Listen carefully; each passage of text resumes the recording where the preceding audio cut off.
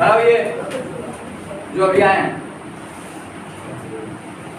विधानमंडल के बारे में कौन सा आर्टिकल बताता है?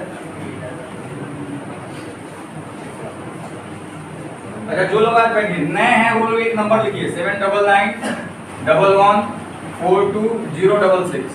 इस नंबर पे व्हाट्सएप है मेरा, आप मैसेज कर दीजिएगा। बैठिए, जो लोग नए हैं वो सब लोग लिख लीजिए, क्योंकि आपका पहला क्लास है और इसमें बहुत सारा क्लास आपका छूटा हुआ है। आप देख रहे हैं ना रिकॉर्डिंग हो रहा है, मैं आपको लिंक भेज दूंगा, वहां से आप उसको कवर कर दीजिएगा। कवर होगा, ठीक है। अगर कवर होने में दिक्कत है तो उस दौरान जो है सो आप ये कर दीजिएगा, यहाँ पे आके समझ लीजिएगा। बस समझ में आया? नंबर लिख लीजिए, नाम और बैच टाइम, दो चीज मैसेज करना है आपको।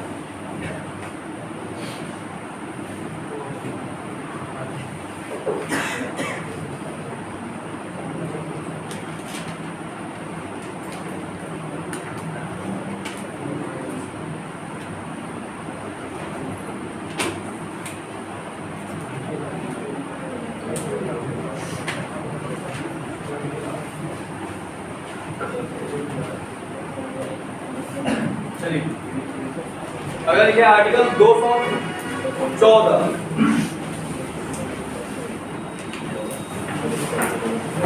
आर्टिकल 214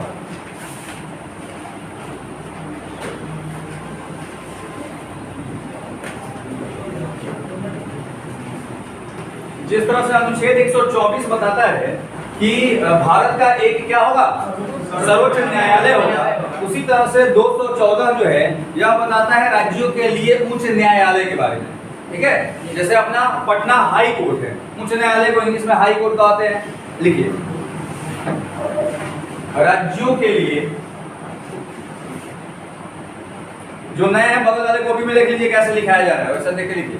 राज्यों के लिए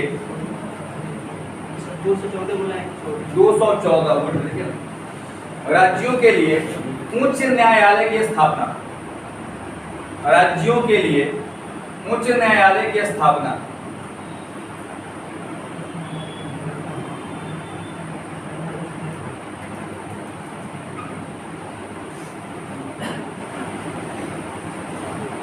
एक याद होगा आपको, जब हम लोग आर्टिकल 32 पढ़ रहे थे तो उस समय हमने 32 के साथ साथ एक और आर्टिकल का चर्चा किया था, 226 का, कि अगर आपके मौलिक अधिकारों का हनन होता है तो सुप्रीम कोर्ट में 32 के तहत और आप हाई कोर्ट में 226 के तहत जा सकते हैं। यानी कि आर्टिकल 226 जो है यह बताता क्या है, तो आपके मौलिक अधिकारों के हनन के संबंध में शिकायत। देखिए, आर्टिकल 226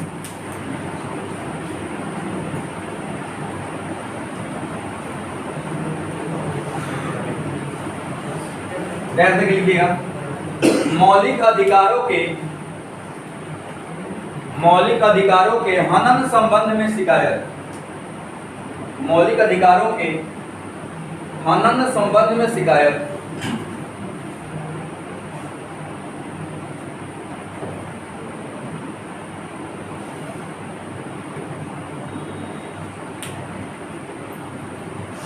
हनन संबंध में शिकायत। अच्छा, वर्तमान टाइम में हाई कोर्ट यानी कि उच्च न्यायालय की संख्या कितनी है? 25 है। ठीक है, लेकिन राज्यों की संख्या तो 28 है और उधर 8 केंद्र शासित राज्य हो गए वो अलग। आर्टिकल 231 बताता है कि 2 या 2 से अधिक राज्यों के लिए भी एक उच्च न्यायालय हो सकता है, यानी कि एक ही उच्च न्यायालय में 2 राज्यों की सुनवाई की जा सकती है। मान लीजिए छोटे छोटे राज्य, जनसंख्या उसका कम है, तो उसके लिए भी अलग उच्च न्यायालय बना दिया जाएगा, तो फिर कहीं न कहीं सरकार के ऊपर लोड पड़ेगी। ठीक है, तो उस स्थिति में जो है एक ही राज्यों के लिए 2 राज्यों के लिए एक ही उच्च न्यायालय हो सकता है। क्लियर? देखिए 231 ब्लैक टी शर्ट, क्या दिक्कत है? क्या उनके कान में कथा कर रहे हैं?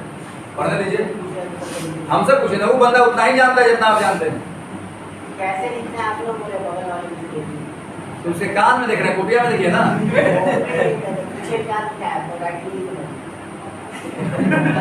ये समस्या है। जैसे आप देख रहे हैं आर्टिकल में लिखा है, क्या देखिए आर्टिकल लिखा है, आप डैश दे दीजिए और जो मैं बात बोल रहा हूँ उस बात को यहाँ पे लिखना है। तो वो बात जो है कौन सा अनुच्छेद बताता है? 231। अरे आप लोग फिल्म वगैरह देखते हैं तो आप लोग देखते हैं जज साहब कभी कभी जजमेंट देते हैं कि इस बंदे को धारा 302 के तहत उम्र कैद की सजा सुनाई जाती है या फांसी की सजा। आप क्राइम पेट्रोल देख लीजिए या फिर सीआईडी देख लीजिए, उसमें सबको फांसी का सजा दिलाया जाता है। नहीं, तो फांसी का सजा दिलाया जाता है किसके तहत? 302 के तहत ना। तो आप 302 लिख दिए, डैश दे करके फांसी की सजा। 302 आर्टिकल बताता है, बट हम लोग संविधान पढ़ रहे हैं जिसके अनुसार शासन सत्ता चलती है, तो कौन सा अनुच्छेद क्या बात बताता है? ये अनुच्छेद हो गया, उधर की तरफ बात लिख लिए, ठीक है। देखिए 231, 2 या अधिक राज्यों के लिए, 2 या अधिक राज्यों के लिए, 2 या अधिक राज्यों के लिए एक ही उच्च न्यायालय होगा। एक ही उच्च न्यायालय होगा।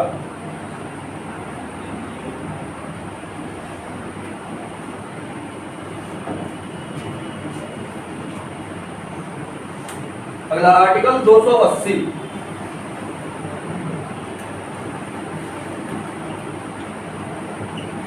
आर्टिकल 280,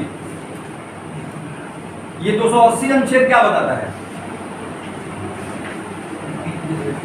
वित्त विधेयक के बारे में। कौन बताए? बहुत बढ़िया, ये आपको वित्त विधेयक के बारे में बताता है। एक्चुअली जो है हर 5 साल पे राष्ट्रपति द्वारा एक, ये विधेयक नहीं होगा, वित्त आयोग होगा, ठीक है। राष्ट्रपति द्वारा 5 साल में, प्रत्येक 5 साल में एक वित्त आयोग का गठन किया जाएगा और वित्त आयोग की अध्यक्ष की नियुक्ति करी जाएगी। और इसका काम क्या होगा? तो केंद्र और राज्य के बीच करों का बंटवारा, टैक्स का जो बंटवारा केंद्र और राज्य के बीच होता है वो कौन करता है? तो वित्त आयोग करता है। जैसे मान लीजिए कि सरकार को, केंद्र सरकार को बहुत सारे मात्रा में टैक्स आ रहे हैं, बिहार से कुछ मात्रा में टैक्स आ रहे हैं, तो उसमें से कितना केंद्र सरकार लेगी और केंद्र सरकार को अपने पास रखना चाहिए और कितना राज्य सरकारों को दे देना चाहिए, यह बात हमको कौन बताता है? तो वित्त आयोग बताता है, ठीक है। और वित्त आयोग का संबंध किस अनुच्छेद से है? 280 से। देखिए वित्त आयोग, वित्त आयोग, अभी जो बातें हम समझाएं उसको भी नीचे पॉइंट लिखना है, डैश दे करके लिखते जाइएगा। 280 केवल आपको वित्त आयोग बताता है, क्लियर है। जो बातें समझाएं उसको नीचे लिख लीजिए, लिखिए ऐसे, आप डैश दे लीजिए, फिर टेंशन दे लीजिए और लिखते जाइए। प्रत्येक 5 वर्षों पर, प्रत्येक 5 वर्षों पर, 5 वर्षों पर राष्ट्रपति के द्वारा, प्रत्येक 5 वर्षों पर राष्ट्रपति के द्वारा वित्त आयोग, वित्त आयोग का गठन, वित्त आयोग का गठन तथा उसके अध्यक्ष की नियुक्ति की जाती है। वित्त आयोग का गठन तथा उसके अध्यक्ष की नियुक्ति की जाती है।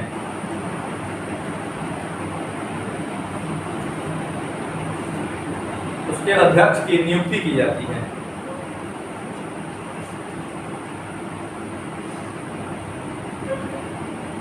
इसी का अगला पॉइंट, वित्त आयोग का कार्य, वित्त आयोग का कार्य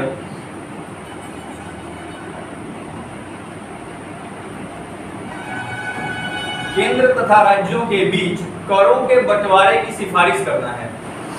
वित्त आयोग का कार्य केंद्र तथा राज्यों के बीच करों के बंटवारे की सिफारिश करना है। कर यानी कि टैक्स, करों के बंटवारे की सिफारिश करना है। टैक्स बांटने का, किस प्रकार से टैक्स बांटा जाए, कितना % कौन रखेगा, करों के बंटवारे की सिफारिश करना है।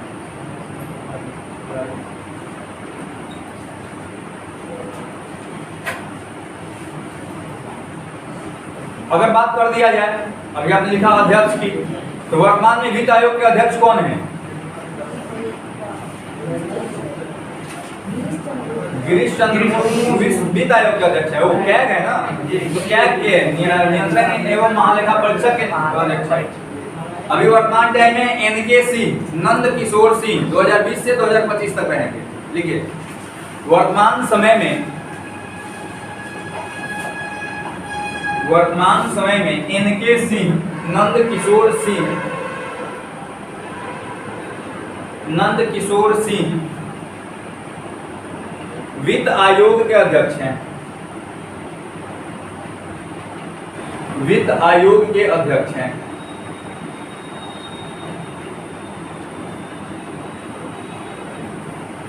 नंद किशोर सिंह वित्त आयोग के अध्यक्ष हैं।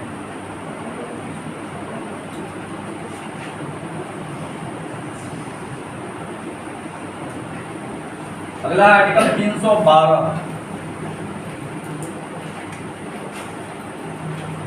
आर्टिकल 312 यह बताता क्या है? यह बताता है अखिल भारतीय सेवा के बारे में।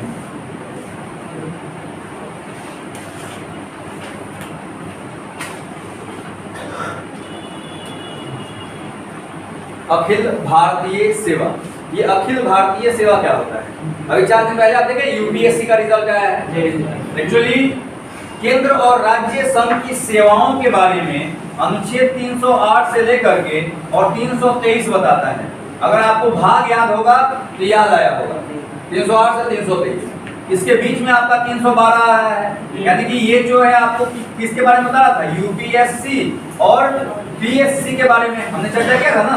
यूपीएससी केंद्र सरकार का हो गया, पीएससी राज्य सरकार का हो गया, और जो राज्य सरकार इस एग्जाम को कंडक्ट करती है वो अपने नाम का पहला अक्षर इस्तेमाल कर लेती है। तो बिहार करेगी तो क्या हो जाएगा? पीएससी हो गया। झारखंड करेगी जेपीएससी, यूपी करेगी तो यूपीपीएससी हो गया।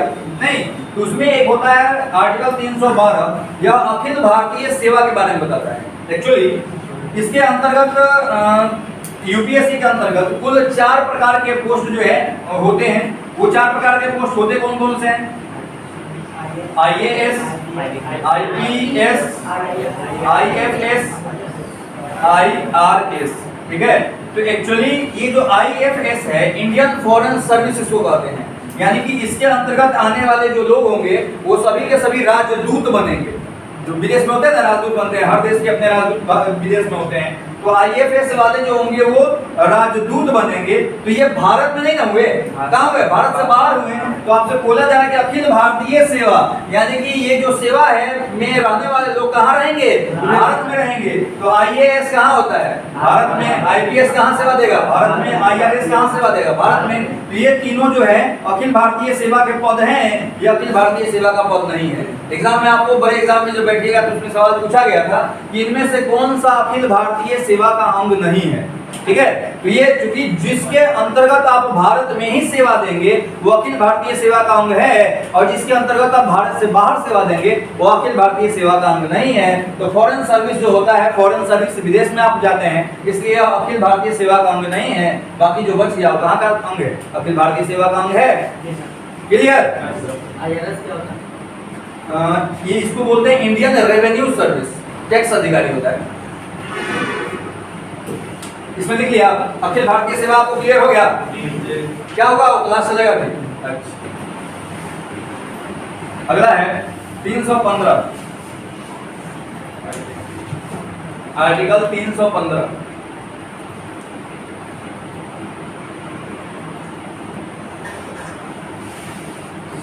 संघ लोक सेवा आयोग, कैसे लिखिए? संघ लोक सेवा आयोग। मैंने यूपीएससी को हिंदी में लिखा दिया। संघ लोक सेवा आयोग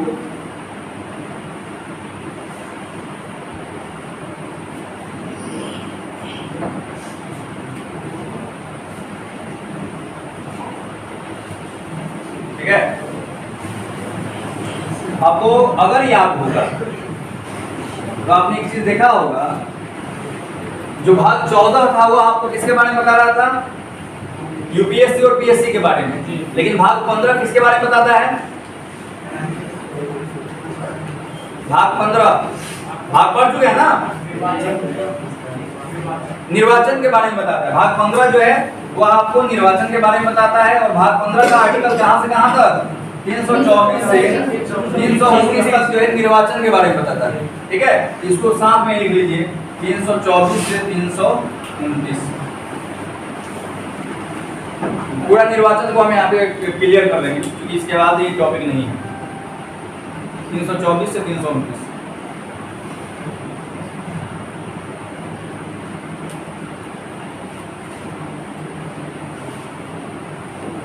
ECI election commission of India, Bharat का निर्वाचन आयोग, लिख लीजिए डैश दे करके ECI election commission of India, Bharat का निर्वाचन आयोग, भारत का निर्वाचन आयोग, इलेक्शन कमीशन ऑफ इंडिया।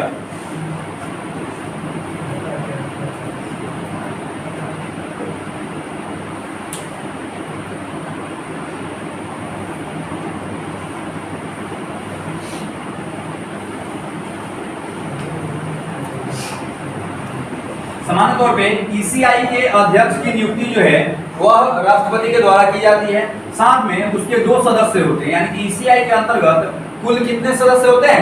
3 सदस्य होते हैं। 3, 2 सदस्य और एक अध्यक्ष, 3 हो गए ना। कुल 3 सदस्य होते हैं और यही तीनों लोग मिलकर के भारत में टोटल निर्वाचन व्यवस्था को हैंडल करते हैं। सामान्य तौर पे ये किनका किनका चुनाव करवाते हैं? राष्ट्रपति का, उपराष्ट्रपति का, लोकसभा का, विधानसभा का। ये चुनाव करवाने का अधिकार जो होता है वो ECI को होता है। लेकिन एक होता है पंचायत चुनाव, जो पंचायती चुनाव होता है उस चुनाव को ECI नहीं करवाता, उस चुनाव को स्टेट ECI करवाता है। क्योंकि ECI जो है इसके पास जो इलेक्शन है 5 साल में इसका हालत खराब हो जाता है इन्हीं 4-5 को एग्जाम इलेक्शन को करवाने में। लेकिन अगर इनको पंचायती चुनाव भी दे दिया जाए तो सभी राज्य में जो आप सोचे ना 7-7, 8-8 बीट में पंचायती चुनाव कम्प्लीट होता है, भी करवा पाएंगे? पता चलेगा इनका कार्यकाल जो 20 साल का बनाना पड़ गया। ठीक है, तो इनका कार्यकाल जो है सिंपली अगर ये अपने पद पे आते हैं तो उस दौरान जो है या तो 65 वर्ष की आयु या 6 वर्ष, इनकी जो कार्य अवधि होती है वो 6 सालों की होती है। लेकिन अगर 65 वर्ष की आयु इनकी 6 साल से पहले हो जाए तो भी इनको रिटायर किया जा सकता है। जैसे मान लेते हैं कि कोई व्यक्ति जो ECI का अध्यक्ष बनता है, सिंपल सी बात है कि वो UPSC वगैरह क्वालिफाई होता है और कहीं ना कहीं किसी पोस्ट पे होता है, तो 60 साल में तो वहां से बंदा रिटायर हुआ नहीं, या उसके पहले भी मान लेते हैं कि वो रिटायरमेंट ले लिया, तो आपको अगर वह बंदा 65 वर्ष की आयु तक अपने पद पे बना रह सकता है, तो उस स्थिति में अगर 63 वर्ष की आयु में ECI का अध्यक्ष बनेगा तो 6 साल रहेगा? नहीं रहेगा ना। कितने साल के बाद सेवानिवृत्त होना होगा? 2 साल के बाद, क्योंकि मैक्सिमम आयु जो है उसकी 65 वर्ष है और कार्य अवधि जो है उसकी कितनी है? 6 वर्ष। ठीक है, ECI काम क्या करता है? निष्पक्ष चुनाव करवाना, इसके अलावा निष्पक्ष चुनाव का मतलब होता है किसी पार्टी की तरफ से नहीं। आप सुनते हैं इलेक्शन के बाद ये जो है EVM जो है गड़बड़ी किया गया था वगैरह वगैरह वाली बात, ऐसा ECI नहीं करता, वह ईमानदारी से चुनाव करवाता है। उसके बाद वोटर लिस्ट तैयार करना, जो वोटर लिस्ट तैयार होता है ना वो काम उसी का ही है। उसके बाद चुनाव चिन्ह को तय करना, नहीं होता है जली रोटी टूटी नाव। अब एक चीज बताइए, पता है आपको अगर चुनाव चिन्ह जो मिलता है ना उस पर भी बहुत हद तक डिपेंड करता है कि आप जो है इलेक्शन जीतिएगा कि नहीं जीतिएगा। अब किसी का जला रोटी जो है सो चुनाव चिन्ह दे दिया गया तो लोग देख करके इसे ही मेंटली में खुद के रोटी जला बात हमने के का ठीक करी नहीं, एक मानसिकता अपने आप बन जाती है। टूटा चारपाई, बताइए जिसका खुद का चारपाई सही नहीं है वो हमारे समाज का चारपाई ठीक कर पाएगा? नहीं कर पाएगा। तो ये थोड़ा सा इफेक्टिव हो जाता है। तो ये इस तरह के काम को करने का जो अधिकार है वो किसका होता है? ECI का होता है। क्लियर? देखिए पॉइंट में इसका सब कवर करना है जो बोल रहे हैं। देखिएगा, भारत के निर्वाचन आयोग, भारत के निर्वाचन आयोग,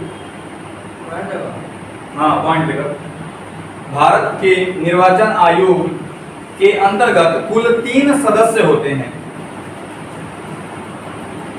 कुल 3 सदस्य होते हैं।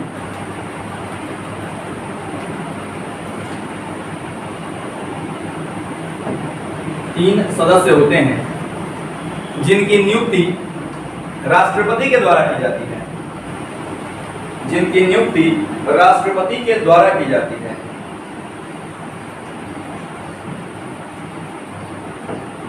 राष्ट्रपति के द्वारा की जाती है।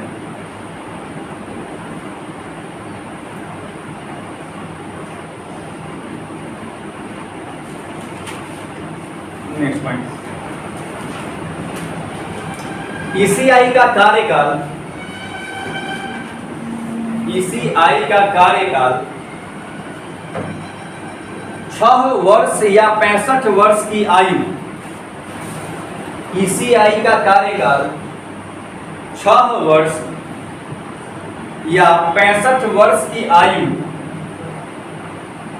6 वर्ष या 65 वर्ष की आयु में से जो पहले हो, 6 वर्ष या 65 वर्ष की आयु में से जो पहले हो तक के लिए होती है, जो पहले हो तक के लिए होती है।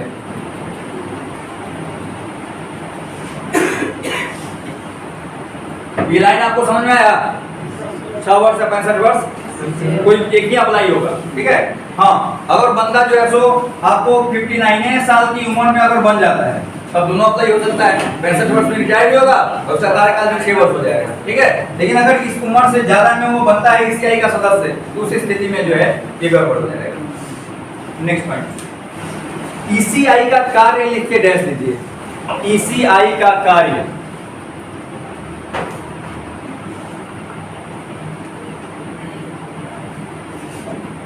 ABCD करके लिखना है। ए नंबर में वोटर लिस्ट को तैयार करना, वोटर लिस्ट को तैयार करना,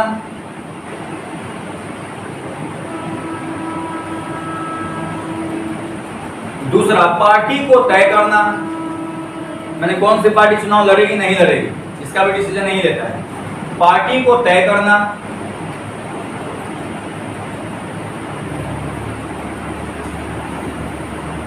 सी नंबर चुनाव चिन्ह को तय करना,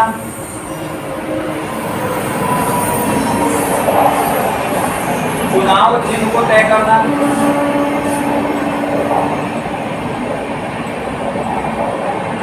डी नंबर निष्पक्ष चुनाव करवाना,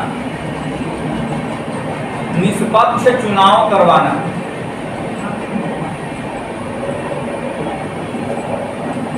निष्पक्ष चुनाव करवाना, ठीक है। ये चारों ईसीआई के हैं। एक सवाल हमने देखा हुआ था, पूछा था कि ईसीआई इनमें से कौन सा कार्य ईसीआई नहीं करती है, ठीक है। इसमें दो तरह के सवाल आए थे। एक तो आपको पंचायती चुनाव को ईसीआई नहीं करवाती है, अगर मान लीजिए ऑप्शन में दे दिया राज्यपाल के चुनाव को, तो सब इस बात का ध्यान रखिएगा कि किसका निर्वाचन, किसका चुनाव, किसका इलेक्शन होता है। अब राज्यपाल का इलेक्शन थोड़ी होता है, प्रधानमंत्री का इलेक्शन थोड़ी होता है। तो प्रधानमंत्री के इलेक्शन में वो पार्टिसिपेट नहीं करते, राज्यपाल के इलेक्शन में वो पार्टिसिपेट नहीं करता क्योंकि उसका इलेक्शन ही नहीं होता है। बात समझ में आया? प्रधानमंत्री का इलेक्शन नहीं, प्रधानमंत्री की नियुक्ति होती है। इस बात को ध्यान रखेंगे आप। यहाँ पे नोट में लिखिए, नोट, ईसीआई पंचायती चुनाव को नहीं करवाती है। ईसीआई पंचायती चुनाव को नहीं करवाती है।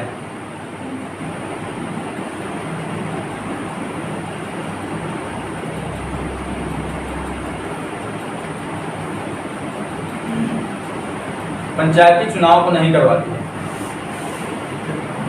अब कोई बताएंगे क्या कि ईसीआई की स्थापना कब हुई थी? पहला क्लास या दूसरा क्लास? इस दोनों में हमने एक दिन जो है सो लिखाया हुआ है 24 जनवरी 1950। 25 जनवरी 1950 को ईसीआई की स्थापना हुई, ठीक है। 24 को संविधान सभा का अंतिम बैठक हुआ था, 25 को ईसीआई स्थापित हुआ, 26 तारीख को हम लोग गणतंत्र हो गए थे। चलिए, ये क्लियर हो गया आपका?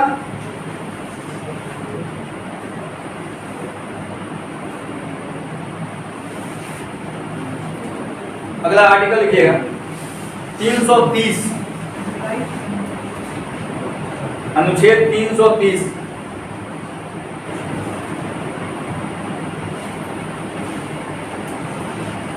लोकसभा में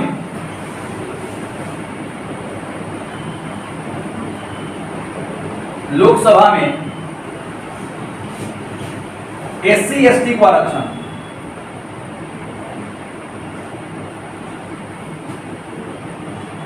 लोकसभा में SC/ST को आरक्षण, SC/ST को आरक्षण,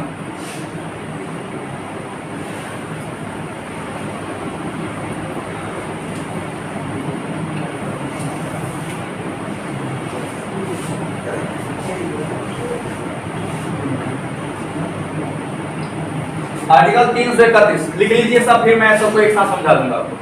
आर्टिकल 331 लोकसभा में आंग्ल इंडियन को आरक्षण। लोकसभा में आंग्ल इंडियन को आरक्षण। आंग्ल ना है, वादा का है ना, आंग्ल इंडियन को आरक्षण। क्या आंग्ल मतलब होता है इंग्लैंड के लिए इस्तेमाल किया था, अंग्रेज के लिए इस्तेमाल किया जाता है, और इंडियन मतलब भारतीयों के लिए इस्तेमाल किया जाता है।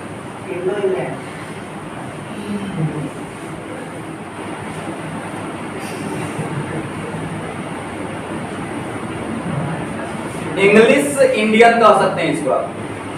इंडियन तो इंग्लिश ही शब्द है। आर्टिकल 332 आर्टिकल 332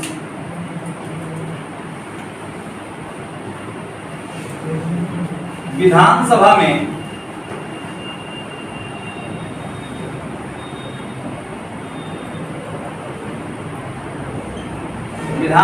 में SC ST को आरक्षण। विधानसभा में SC ST को आरक्षण 332।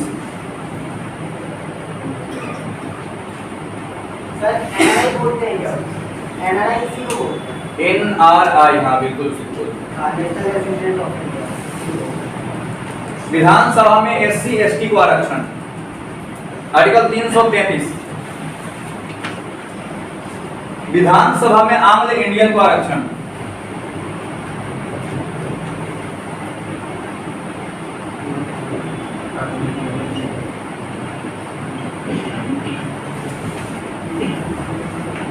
विधानसभा में आंग्ल इंडियन को आरक्षण।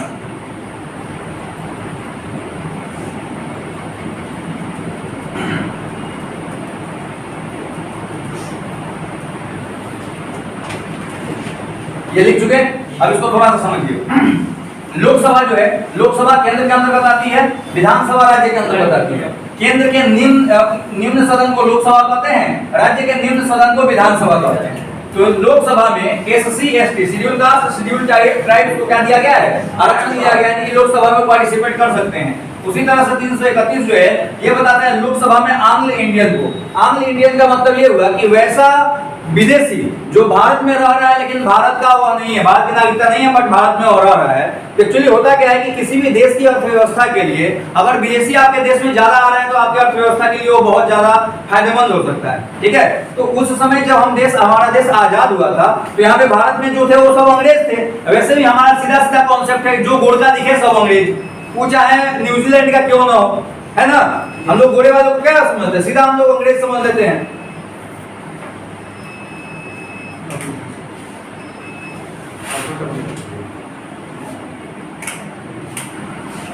जो भी गोरा हमको दिखा उसको अंग्रेज समझ लिए। तो भारत जब आजाद हुआ था उस समय भारत में फ्रांसीसी भी थे, अंग्रेज भी थे और आपका पुर्तगाली भी थे। ठीक है, तो इन सभी को चूंकि बहुत सारे लोग यहाँ पे रह गए थे, यहाँ पे शादी विवाह कर लिए थे, तो घर परिवार छोड़ के तो जाएंगे नहीं। उनको नागरिकता भले यहाँ की उन्होंने नहीं लिया था क्योंकि नया रूल 1950 में बना था, उस समय नागरिकता कहाँ से मिल जाएगी। तो यहाँ पे कंडीशन रखा गया कि जो विदेशी भारत में रह रहे हैं उन सभी के ग्रुपों में से भी एक आदमी को क्या किया जाएगा या दो आदमी को क्या किया जाएगा, लोकसभा में 2 आदमी और विधानसभा में 1 आदमी को सदस्यता दी जाएगी। जैसे वर्तमान टाइम का जो लोकसभा है इसमें आंग्ल इंडियन नहीं है, क्योंकि जो वर्तमान की सरकार है उनका कहना है कि पूरे भारत में 2 आंग्ल इंडियन है तो कहला जो हम उसको जैसे पद देंगे। लेकिन आंग्ल इंडियनों का कहना है कि नहीं, अभी भी हम पूरे भारत में लगभग 3 से 4 लाख के आसपास हमारी संख्या है और सरकार हमको जो है सो आरक्षण नहीं दे रही है। ठीक है, तो वर्तमान टाइम में आप एक बार पढ़े हैं कि लोकसभा में सीटों की संख्या कितनी है, 543 है, प्लस 2 होती है यानी कि 545 होती है वर्तमान टाइम में। बट ये 2 नहीं नियुक्त किया गया तो बचे कितने, 543। ये सारे निर्वाचित होकर गए हैं अलग अलग स्टेट से। ठीक है, ये जो 2 होते हैं ये आंग्ल इंडियन होते हैं जिनकी नियुक्ति राष्ट्रपति के द्वारा की जाती है। क्लियर।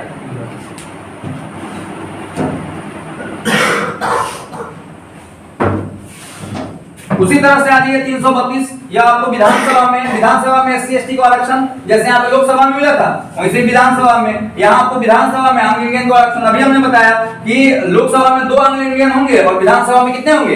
1 अंग इंडियन होंगे। क्लियर? चलिए अगला आर्टिकल 335।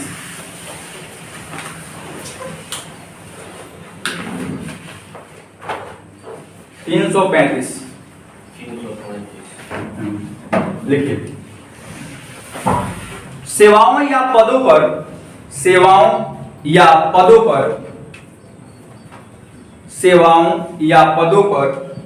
एससी एसटी को आरक्षण। सेवाओं या पदों पर एससी एसटी को आरक्षण। एससी एसटी को आरक्षण।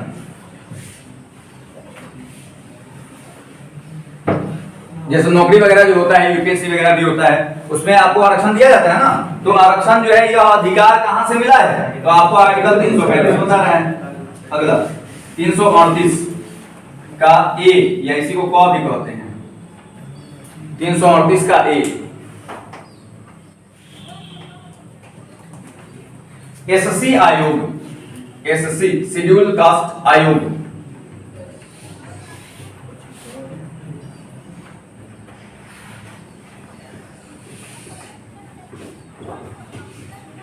तीन सौ 38 का बी, एसटी आयोग।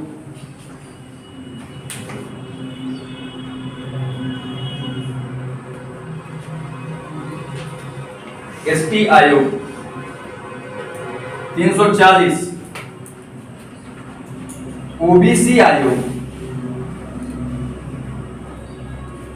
OBC other backward caste, OBC आयोग।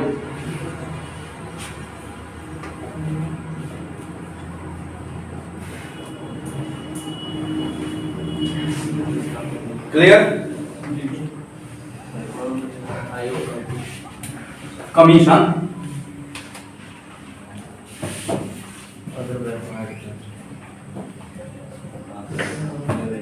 अगला 343।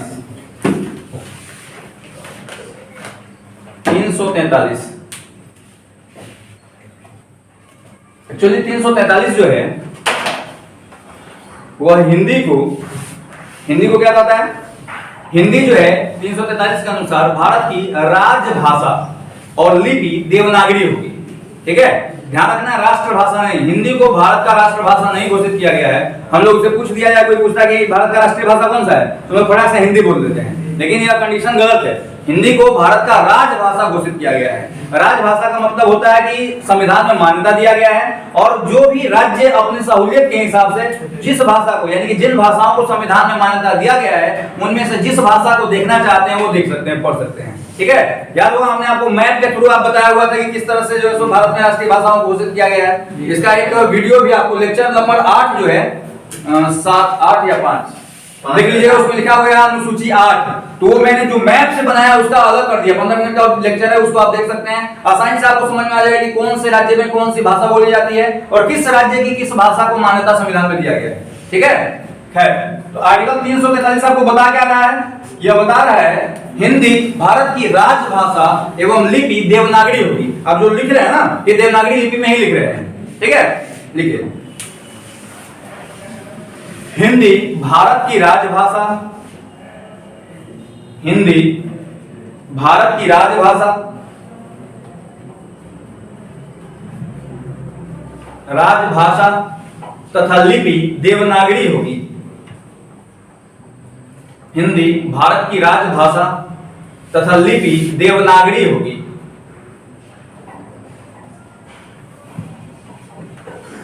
लिपि देवनागरी होगी। अब आर्टिकल 352 से 360 आपात उपबंध, यानी कि आपातकाल के दौरान क्या व्यवस्थाएं हैं वो आपको यहां पे लिखा गया है। आपात उपबंध,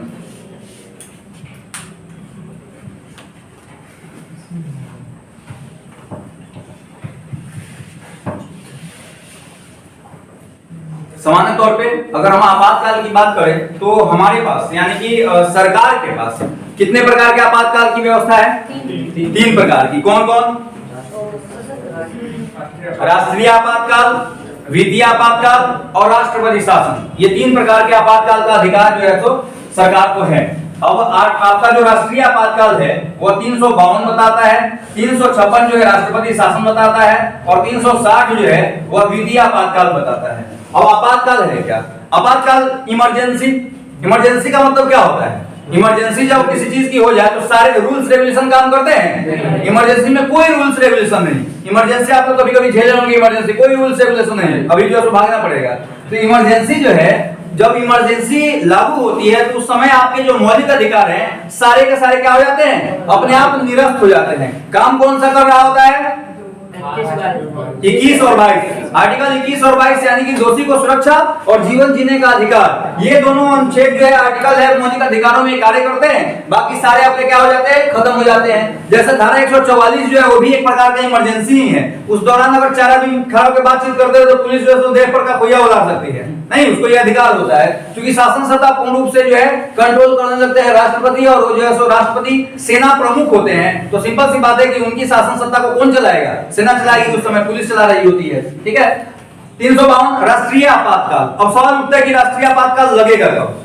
दो कंडीशन में लग सकता है, या तो बाहरी आक्रमण हो जाए, जैसे कोई देश भारत पर हमला कर दे, तो उस स्थिति में अगर उस हमले से भारत का मैक्सिमम क्षेत्र प्रभावित होने वाला होगा तो उस दौरान आपातकाल की घोषणा कर दी जाएगी।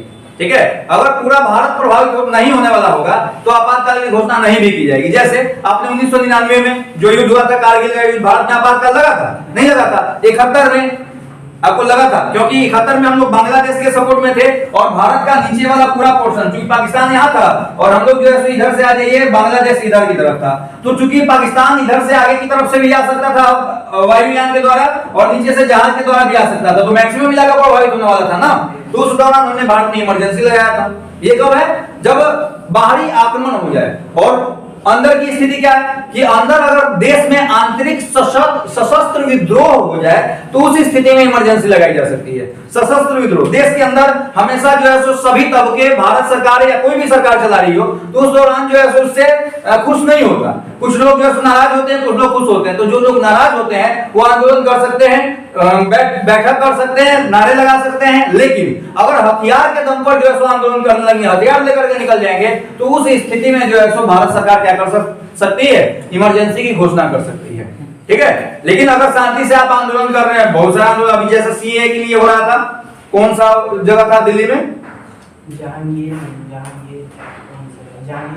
अच्छा, कोई जगह था, या किसान आंदोलन हुआ था अभी हरियाणा दिल्ली बॉर्डर पे, तो उस समय इमरजेंसी लगी थी? नहीं लगी थी ना, क्योंकि वो सब शांति आंदोलन था। वो जो है आपको, आपका राइट है। आर्टिकल 19 जो है 19 का ए से लेकर के और आपका जी तक यही बात बताता है, एक को गायब कर दीजिए केवल, तो कि किस तरह से आप आंदोलन कर सकते हैं। तो सरकार से के पास आप अपनी बातों को रख सकते हैं, लेकिन अगर आप हथियार के दम पे रखिएगा तो फिर वहां भी इमरजेंसी की घोषणा होगी।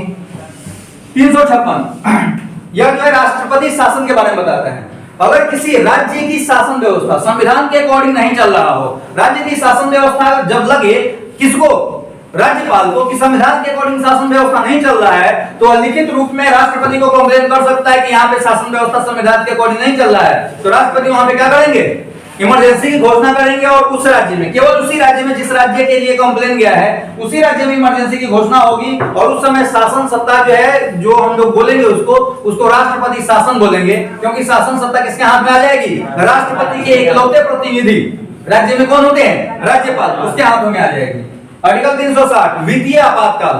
अगर भारत में आर्थिक स्थिति खराब हो जाए, जैसे मुद्रा स्फीति हो जाए, मंदी हो जाए, सरकार से कंट्रोल न हो रहा हो, तो उस स्थिति में जो है राष्ट्रपति क्या कर सकते हैं? वित्तीय आपातकाल की घोषणा कर सकते हैं, वित्तीय इमरजेंसी की घोषणा कर सकते हैं। और वित्तीय इमरजेंसी की घोषणा के दौरान होता यह है कि जितने भी विशेषाधिकारी हैं, आर्टिकल 2 अनुसूची 2 और अनुसूची 3 विशेषाधिकारी, ध्यान में समझा था मैंने ना, तो जितने भी विशेषाधिकारी हैं उन सभी विशेषाधिकारियों को जो एक्स्ट्रा पेमेंट पेंशन वगैरह से मिलता है, सारे तुरंत खत्म हो जाएंगे।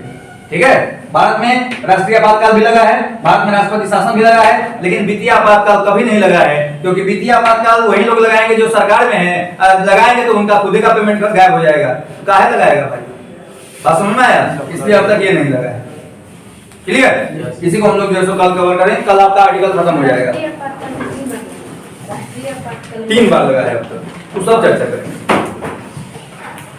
जो लोग आज नए हैं, मैं पहला क्लास जो लोग कर रहे हैं, हो सकता है कि आर्टिकल उनको समझ नहीं आ रहा आर्टिकल क्या है कैसे, तो सिंपल सी बात है, पीछे क्लास कुछ चला हुआ है, अभी आर्टिकल का टॉपिक था इसलिए आर्टिकल चल रहा है। हालांकि जो आर्टिकल आप पढ़े वो आर्टिकल आपको समझ में आया होगा कि अच्छा ये कौन क्या बात कर रहा है, बस समझ में आई? अगर दिक्कत है, मैंने आपको नंबर दिया, आप व्हाट्सएप कीजिएगा, मैं आपको मैसेज कर दूंगा।